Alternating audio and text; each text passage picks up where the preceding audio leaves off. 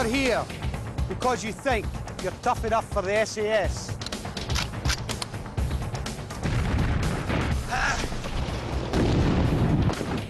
Recently, the desert has been the main theatre for SAS combat. We're in the 30,000 square mile Namib Desert in Namibia on the southwest coast of Africa. 24 members of the public have been brought here by ex-SAS soldiers for SAS training.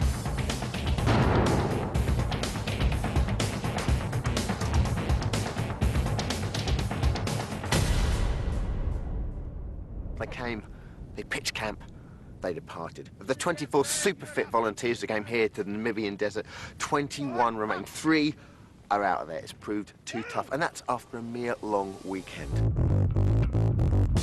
Last time, our civilian volunteers were introduced to their new home in the desert in their bid to prove themselves tough enough for the SAS. Strip. They were exercised to their limits. You still tired working, Shop? No, Staff. You're feeling fine now, aren't you? Yes, Staff. Given lessons in survival. There are several options into making water from your urine. And had the civilian knocked out of them. Who told you to take it off? Would you mind if I take it off to stretch my back out? I tell you what, you want to keep your mouth shut. It's been the toughest 3 days of their lives. The 21 that remain, those 3 days are going to seem like a holiday in the sun in comparison to what lays in store.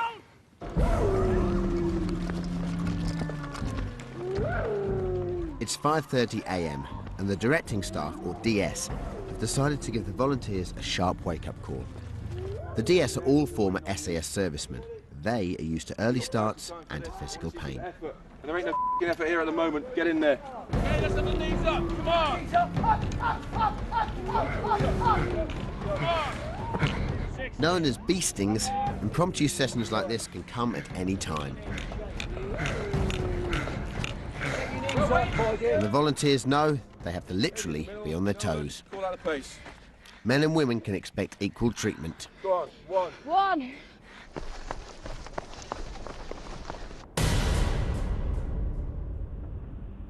If someone has a go at me, I would kick their butts. I'm just worried that if someone winds me up too much, I am absolutely going to explode. Straighten your legs out. 11. Legs out straight, bring them back up. 12. I'm expecting sheer exhaustion, particularly for the first few days, possibly over a week. I suspect they're probably going to use at least the first week to weed out the wheat from the chaff and basically grind people down with sheer exhaustion. Keep going, Jones. Don't make faces. It means nothing to me. Keep going, Jones. You're bluffing me.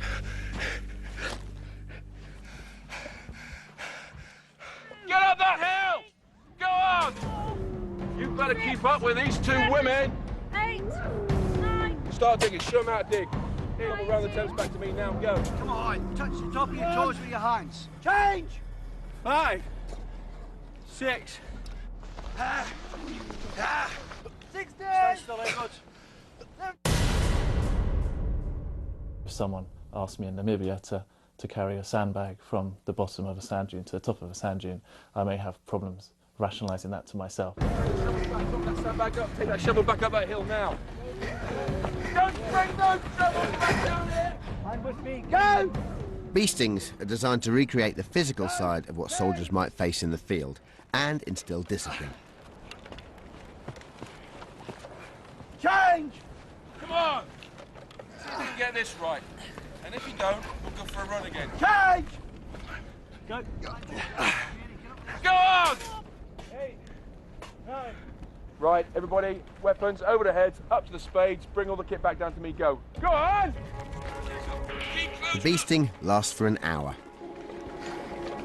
Coping with the harsh desert environment and a 4th consecutive day of relentless physical pressure is too much for one of the volunteers. Oh, did I hear something there, did I? Somebody tired? Clark, stand up. Oh, yeah, I just need rest. Do you want to leave? I'm afraid I have to. Do you want to voluntarily withdraw? Yes, sir. Okay, stand up, Clark. Pack your kit. Give my hand range. Put his hat on him.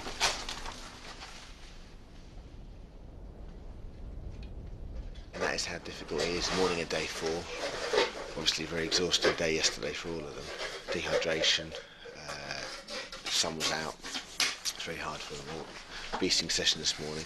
And Greg's not even, he calls it a day, it's just absolutely physically exhausted. You can see now the minute his head's hit the pillow, as it were, he's just fallen asleep. So. And then there were 20.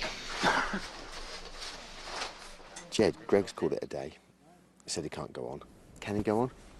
I don't think he can, no. I think he's just completely physically exhausted. Was he ill, or was it heat exhaustion, or was it a cumulative effect of everything he's been doing the last couple of days? Obviously, the accumulation of lack of sleep, hard work, heat through the day, trying to maintain enough energy from the ration packs is quite difficult when they're actually working harder than what... You lose your appetite in the heat as well, don't you? Yeah, you do, yeah. And especially the amount of water they're drinking as well. Obviously, that's an appetite suppressant. I'll just grab a seat in the vehicle.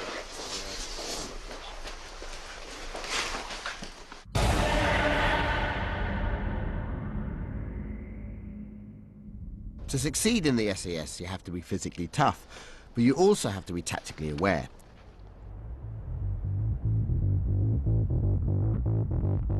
Our civilian volunteers must first learn how to be regular infantry before they can contemplate elite SAS tactics. Room clear! Lesson number 1 is a class in urban warfare. Move away from the door. In this case, fighting through and securing imaginary buildings, marked in the sand with mine tape. Room clear! Room clear! Advance. You're under fire! The morning's second lesson is designed to teach the volunteers how to attack expanses of open ground.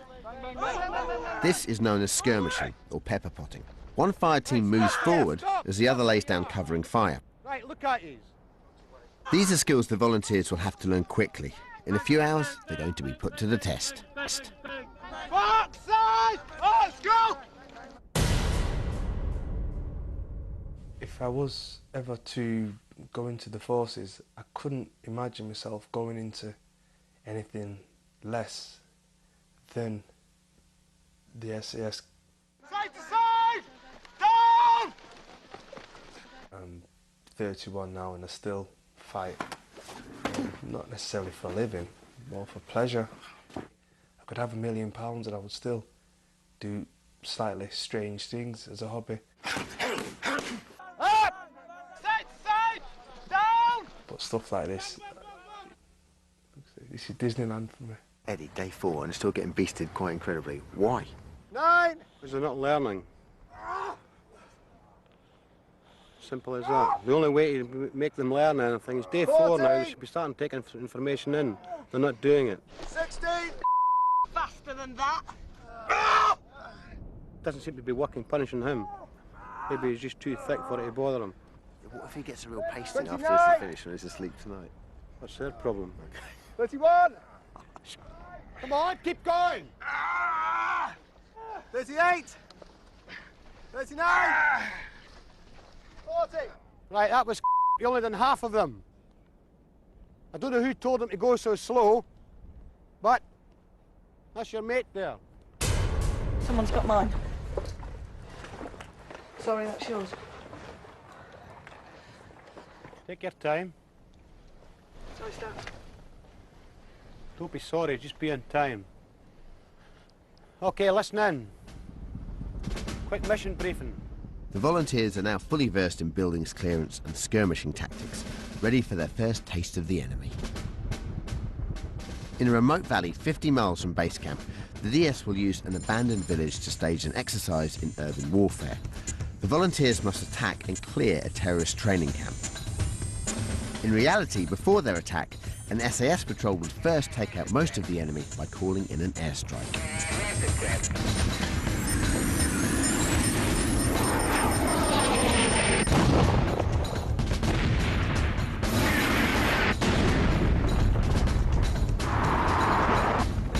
Our volunteers will be confronted with a derelict enemy camp, still smouldering from the effects of the airstrike.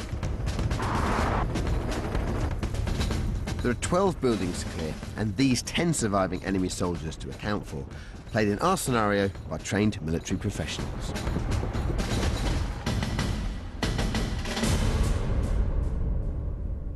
For the volunteers, this will be their first real test of nerve. Anybody wanted Jack? No, no.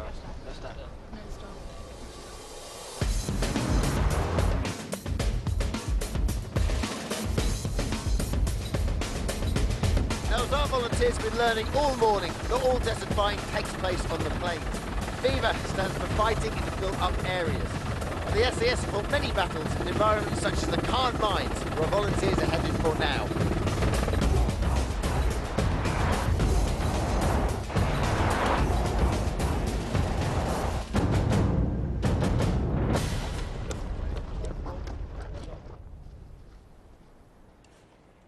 This is the bread and butter of what the regiment does. Normal, hard, brutal soldiering. This myth about these guys dressed in black swinging through windows. Bang, bang, bang, out you go, in the pub that night having a beer. It's rubbish.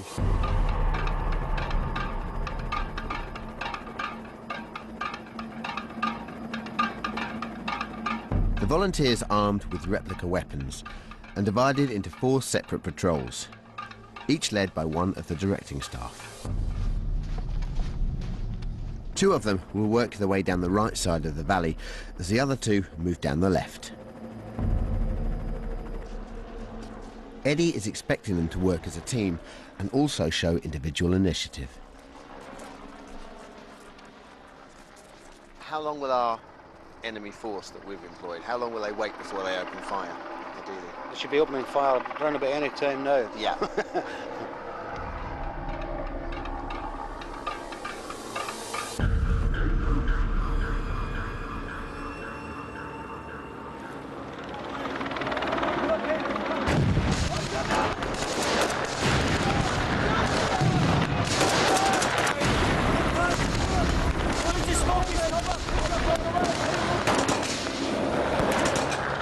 The first lot's moving back into cover. Is that the right thing to do? That's the correct thing to do. They've got a good defensive position there.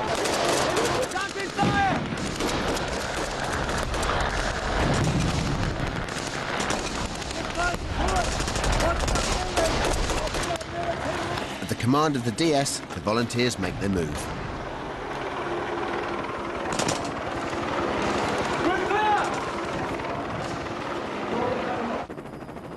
Everybody listening.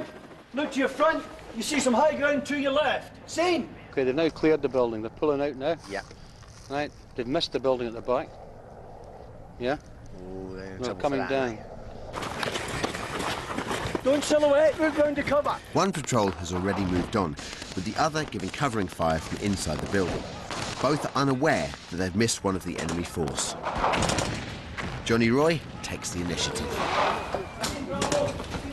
Shoot him! With the first building now safe, the volunteers move on.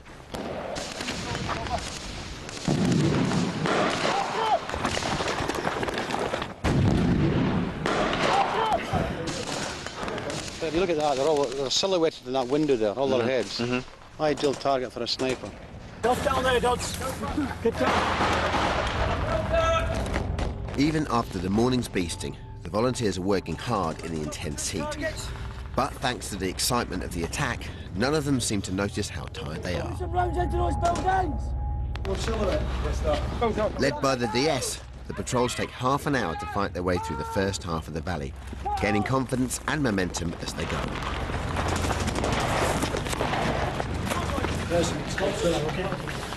Prepare! Now, Eddie, our sources tell us that one of the enemy in this building here will surrender. What should our guys do? Take him prisoner. Policeman Craig Jones has to make the call and has a split second to do it.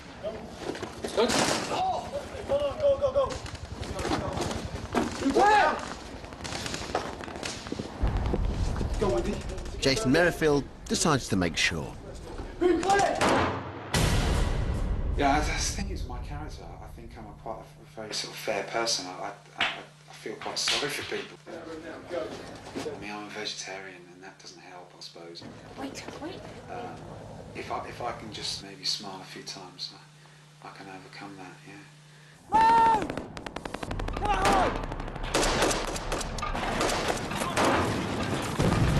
Now the pepper point. They're going to pepper pot now. So they're laying down covering fire while the next one's run out, right? Should be.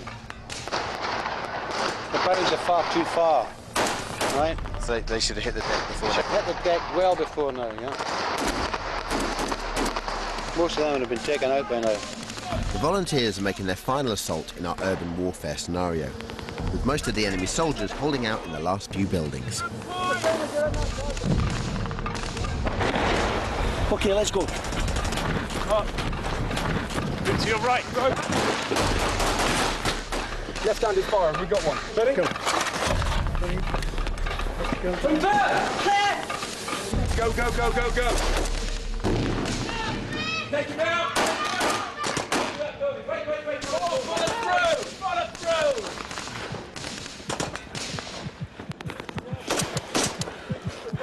Molly. Have you forgotten one?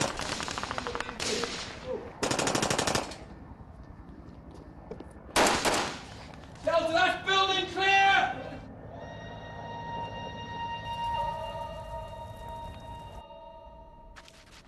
How did you find that? It was very intense. I was distracted a lot less by the explosions than I thought. It's just once you get in the zone, you hardly hear them. Yeah, you could have been briefed all day long, but once you start hearing big explosions where the ground's actually moving, yeah, and you're going towards it. Distance you're covering, you're sprinting as hard as you can. You Mm. really Sweating. are. Slamming yourself into the wall, protecting yourself, and then preparing to scan to see if you see the enemy.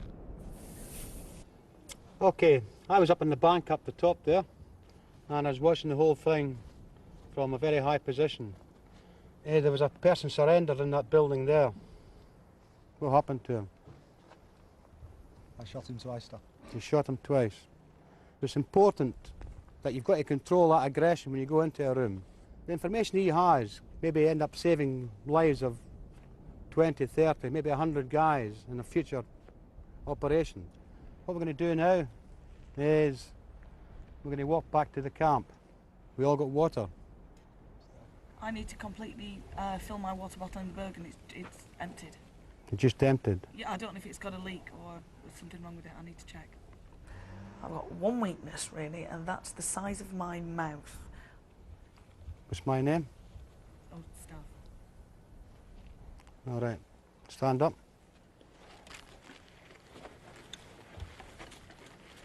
I don't like people giving me orders. Come over here.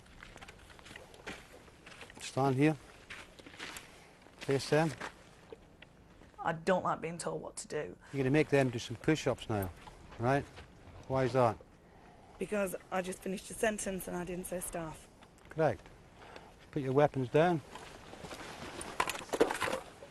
How many do you think? How many would you give them, of you or me? 20. Yeah, you're going to do, well, you're too late now. You're going to do 40 because you didn't say staff again. I choose not to hang around with women, but then again, that's because I actually don't have any interest in their conversations. Too fast. 26, 27. I get bored in female company. I get so bored in female company. Come on, keep it together, guys. 31, 32. I've got nothing in common with these people because they're female. 36. People have said that I am quite threatening to women. You know, I don't care whether I am or not. I don't know what the other girls are like. You look at me and I look quite small and feminine. But yeah, I've still got the edge of being quite sort of masculine. 37. Come on, count, man. 38. Even men are quite often scared of me. Sorry, guys. 3 ranks facing that way. Where's Humphreys? Yes, Staff. You had a haircut, Humphreys, have you? Yes, Staff. I look too much like Lawrence Llewellyn Bowen, apparently. I wouldn't say that, man. He's better looking than you. And he's an ugly Right, who am I looking for? The school, not the school teacher. Who's the guy that was with the Posh, Mr. Posh, where is he? What did you study? Applied psychology stuff. Applied psychology, Yes, yeah? A lot of people I've spoken to said the only reason you're going to be on this is because it will make great telly having someone that's as posh as you. No, come on, give me a quick general briefing. What am I like? Hard stuff. I tend to challenge authority quite a lot, which I think is probably going to be my Achilles heel. Reasonably intelligent stuff. Reasonably intelligent? Intelligent stuff. So you're more intelligent than I am, do you? Why, because you've been to university and you think you're more intelligent than I am? Not at all stuff. The biggest challenge for me is knowing that I've just got to get my head down, keep quiet and do as I'm told. If I'm reasonably intelligent, what would you class yourself? I was reasonably intelligent. Reasonably intelligent. Well, I think I am very intelligent. Okay, yes, stuff. Because I know things that you would never know. Yes, stuff.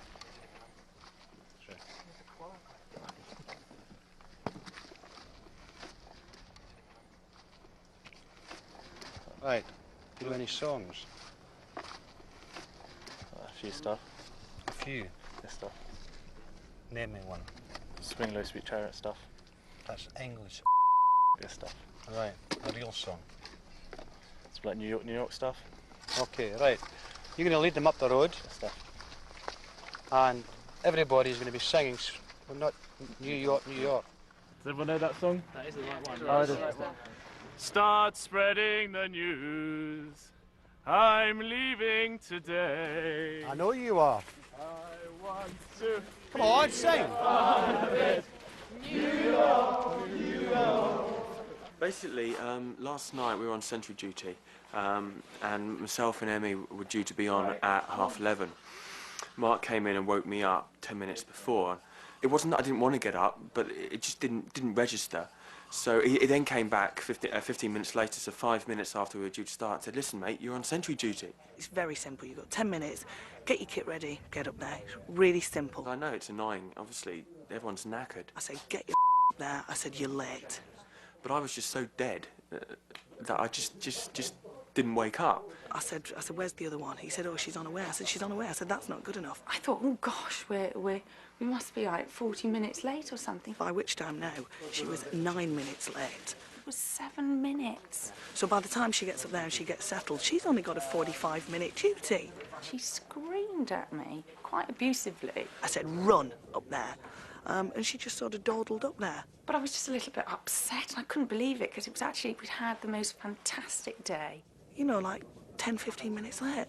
What's that? I've apologised, but she doesn't seem particularly happy about it. If you don't want to stick to your time, don't be here. Off. But the biggest problem our volunteers are facing is medical. A bug has been rifling through the camp since day one and has claimed another victim. Louise here's been vomiting, I understand, and has vomited again this morning. And I think she's getting dried out. She's not even keeping fluids down, and I just don't think it's safe for her to be out and about, getting worse potentially. And so I've said to her, I think she has to stop, and I think she knows there's no real choice about that. If I haven't got fuel in my body, then I'm not even going to get halfway through the day, really. And I can't get anything into my body.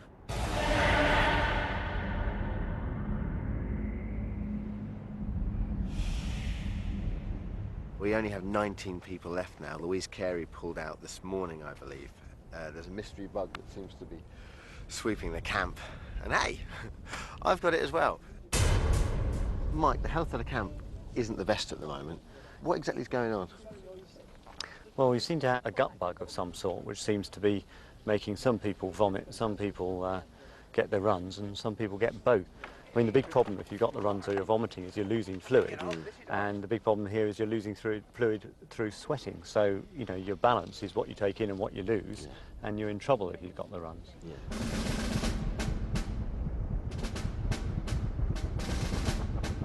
Okay, what he's going to be doing today and for the next 24 hours is a route march called endurance, long drag, whatever you wish. This is a timed exercise. It's an individual exercise. Obviously the cut-off time for the halfway point is going to be 12 hours. If you're not at the halfway point in 12 hours, then you can forget it. Anybody drops any weight from their bergen, any of the sandbags, whatever, or the bergen isn't the correct weight when it comes into the checkpoints, when they're weighed, then You're going to get binned. Anybody wanted Jack? No. Before we start. I can assure you this is going to be tough. Endurance is one of the things the SAS is most renowned for. Famous for carrying huge loads of ammunition, equipment and water across miles of inhospitable terrain. Eddie has instructed the volunteers to load their Bergens with sand to match the minimum weight an SAS soldier must be able to handle, 55 pounds, the weight of a 7-year-old child. They will also have to carry their 9-pound weapons by hand, ready for use at any moment. A bit late now. No, I've done it once. You've done it once. We haven't done it well enough. Look at all this in here. Right, pencil, piece of paper. Thank you, sir. Go! RV1, you know where it is? Get going. Yes, sir. Who wants to go next? Donahue. Pencil. Right, you've got a knife in you? Endurance is not only physically tough, it's also a mental challenge. Right, you can do it on the way around. Okay. The volunteers are expected to walk alone and leave at 2-minute intervals. Go! Next!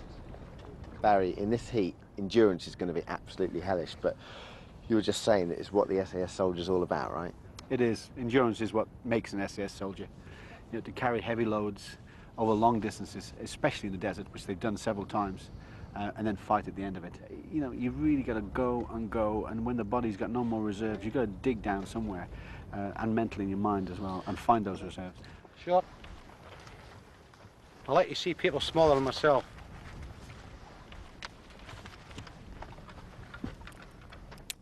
What are you laughing at?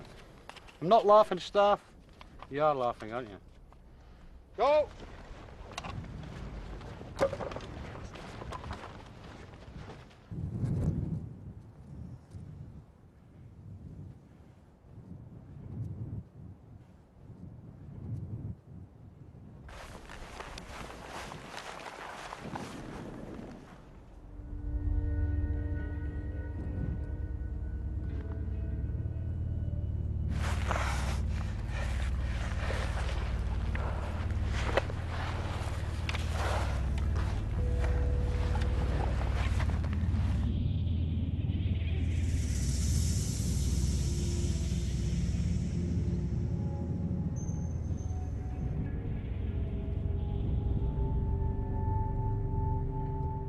Checkpoint 2 is 1 mile into the march.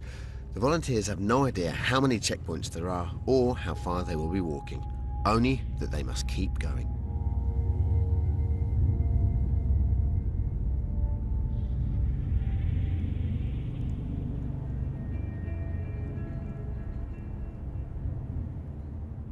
Jonathan Main is the first to clear the sand dunes, reaching checkpoint 3 3 miles from the start within an hour. It's hard, really hard. Getting to the top of the first dune is always going to be the hardest. It's been downhill since then. At each checkpoint, the volunteers program the coordinates of the next one into a GPS, or global positioning system. They also carry compasses and spare batteries in case their GPS fails. The volunteers are walking in 40-degree heat and losing over 4 pints of water every hour, more than their bodies are physically able to absorb. They're becoming progressively dehydrated throughout their journey, despite topping up with water at every checkpoint. As you can see, I've sucked the skin out of that. What's that?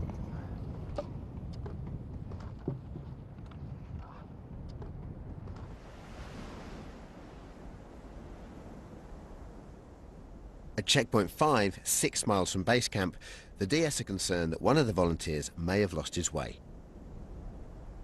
After 45 minutes of wandering in circles, Johnny Roy finally turns up. Disorientated in the featureless desert, he's been having problems using his GPS. It started messing about, so I had to reprogram it. It sent me down there, reprogrammed it, turned it off, turned it back on, then it sent me in the absolute opposite direction where I was going. Okay. Battery level. It hasn't showed up though now. Yeah. It's getting low. You need to get a move on because we're going to get left behind at this stage. Okay. As quick as you can, let's get a move on.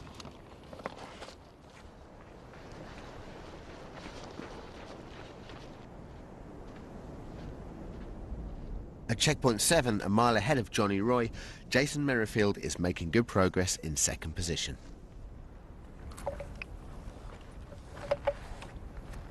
Almost got like a little jukebox in my head. I'm singing to my girlfriend. It may sound a bit namby-pamby, but it's what's making me go on. All sorts of stuff, really. What's your girlfriend called? Lou stuff. Lou. What do you sing? Hello, Mary Lou. No stuff. What do you sing then? Get a wee chant. Sounds like, it's quite embarrassing for the camera, I suppose. Love is truly been good to me, not even one sad. Okay, enough. Come on, get your bag on, get your kit. Sound? Okay.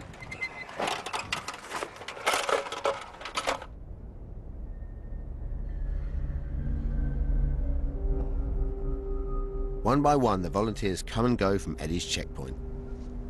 Now 4 hours into the march, Craig Jones is exhausted. Earlier on I was thinking of nothing. Sometimes you might think of a song. Sometimes you're just thinking of the sheer agony.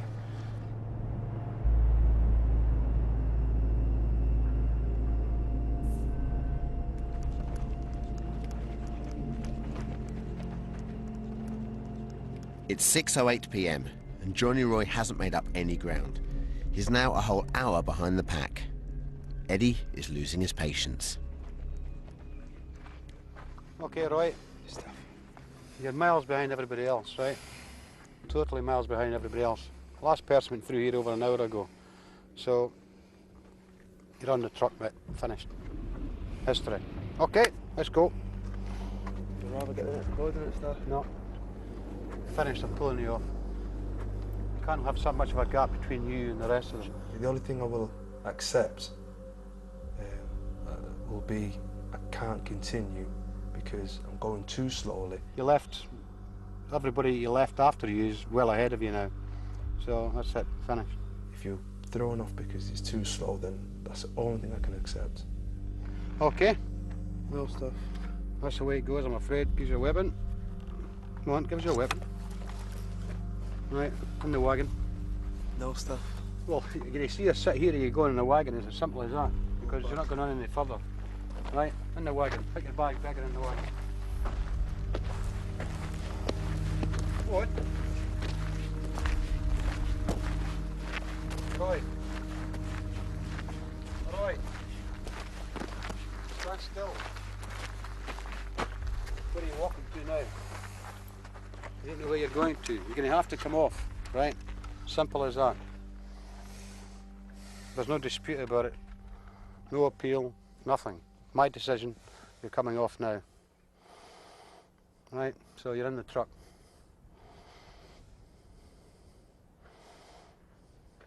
You can have a seat over there, chill out, but you're going in the truck at the end of the day.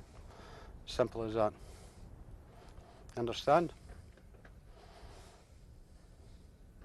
Okay, go and sit over there.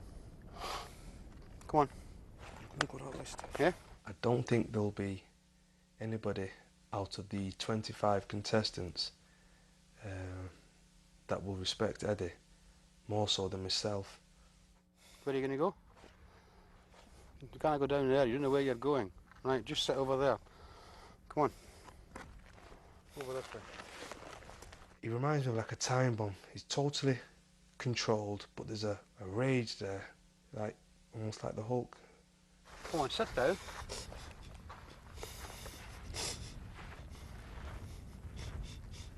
Just grab a seat, get your bagging off. Come on, get it off. Come on now. You ain't going anywhere. Right, just sit over here.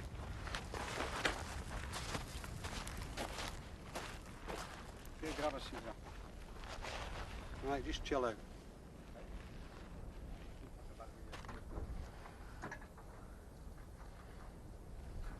You'll be all right in a couple of minutes.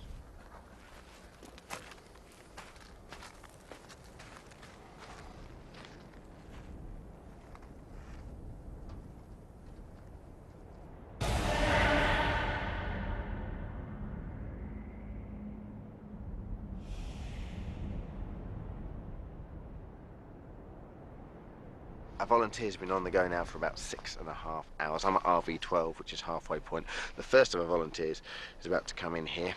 Then they'll get the coordinates, and then they have to march all the way back.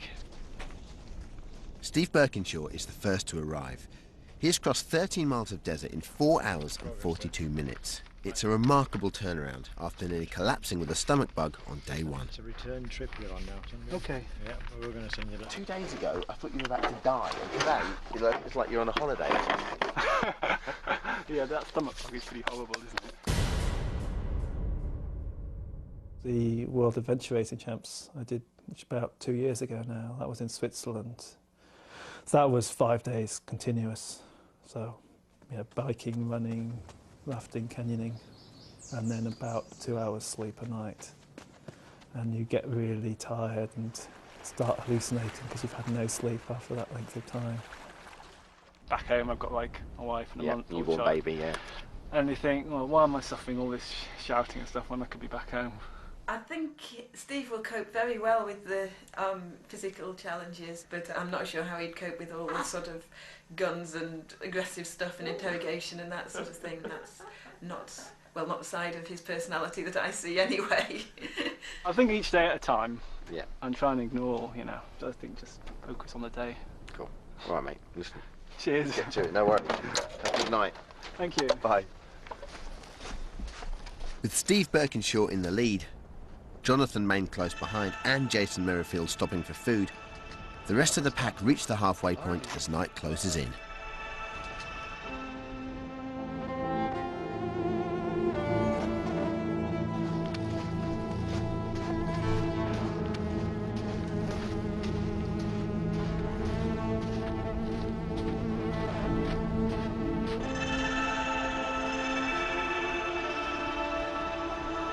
At night, the volunteers face a whole new set of problems.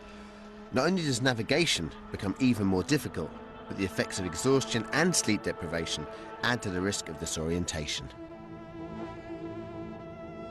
Okay, it's midnight. Our volunteers have been on the go now for about 11 hours. They've found it tough, but a lot of them have handled it very well, mainly because they've had this pretty hard ground to go on for the last few hours. We've already lost one, however, John Lee Roy, because he was going too slow. But the rest of them now have to go back over those hellish dunes.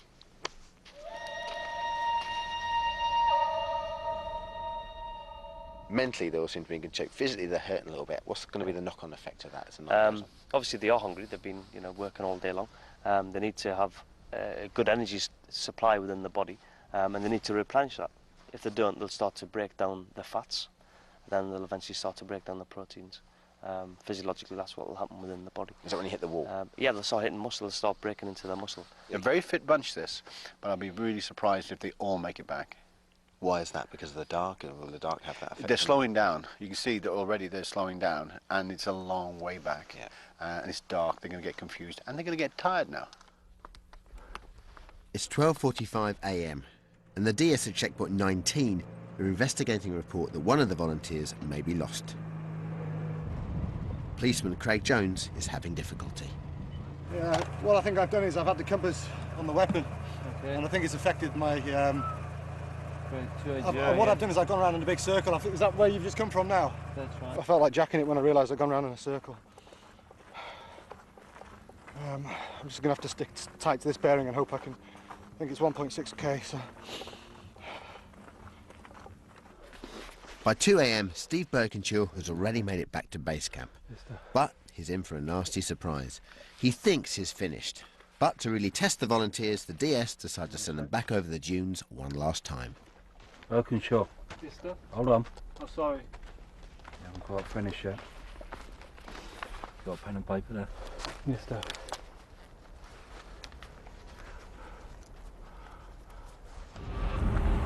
I can't seem to find my way out. Craig Jones' GPS is still not working, and he's off his compass bearing. He's losing even more time and beginning to crack. I better get over there. Oh, stuck. Elsewhere, the insanity of endurance is tightening its grip. Dead on your feet. Hungry. It just plays tricks on your mind.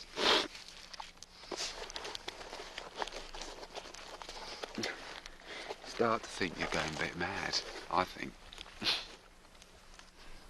All I can do is give you the next grid if you want to crack on. Crack on. Yeah. It's 3:30 a.m. Jason Merrifield decides to move on. Craig Jones is still lost, and Steve Birkinshaw is the first to complete the 28-mile course. It's taken him a mere 13 hours. Scarf if you want. Cook it outside the tent. Yes, sir. Once you've finished. Clean your weapon. Yes, sir.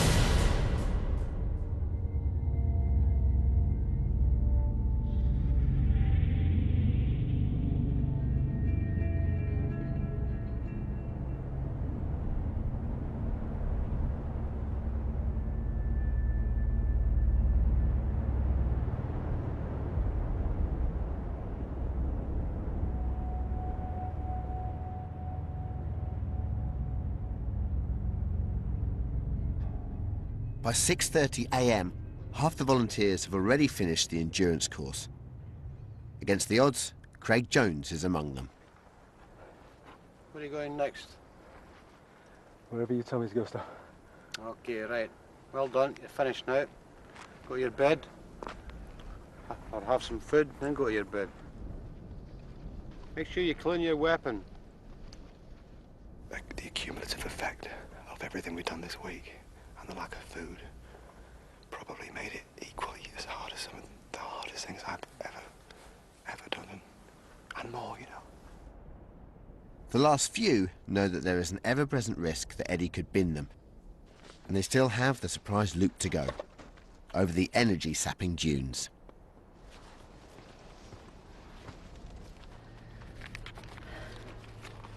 Didn't think you were finished, did you?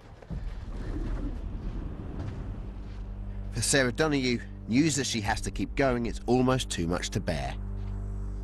I do bikes, cars and boats. Everything that I have is propelled with a motor. So, you know, I just cannot see the point. It doesn't interest me that much. I might change my mind after something to eat, but I just cannot see the point.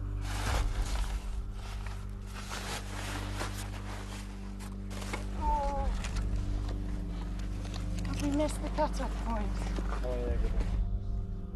Over 28 miles, the volunteers have burnt an estimated 8,000 calories each, 4 times the daily norm, the equivalent of 15 full English breakfasts.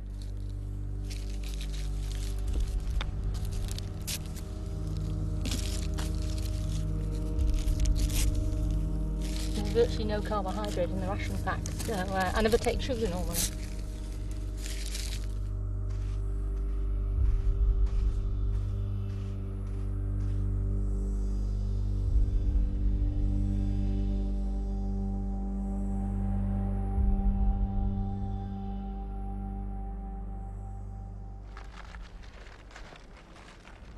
How are you? Exhausted. Hmm? Exhausted, Stan. Exhausted? Okay, you'll be glad to know it's finished then, won't you? We'll get into your... get some scoff and get some sleep. Thank you, sir.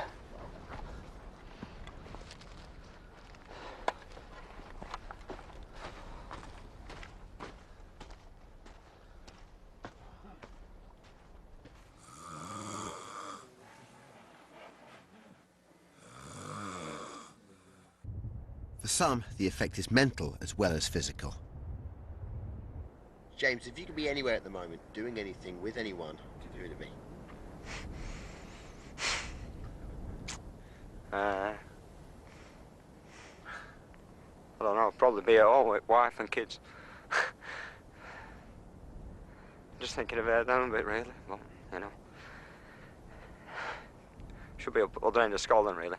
I've got to go up Scotland with him next spring. I'm going to go looking for dolphins with him. So, that'll be a thing, I think. Mike, physically our volunteers have done amazingly well, but we've seen a couple of instances now where mentally they've cracked a couple of times. Is that just tiredness? I think it probably is. I mean, I don't really understand it, but I've seen it in others, and I've even experienced it myself. When you get very physically tired, anything seems to be able to trip you, and you just burst into tears. And it's an odd reaction, and I don't really know what it's about.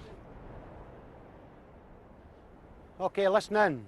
Who believes that they should be on that wagon? Put their hand up.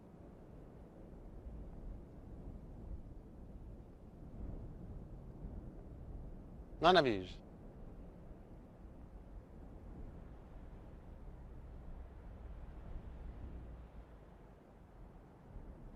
Okay, on this occasion, there's going to be no dismissals because you've all completed the course inside the time.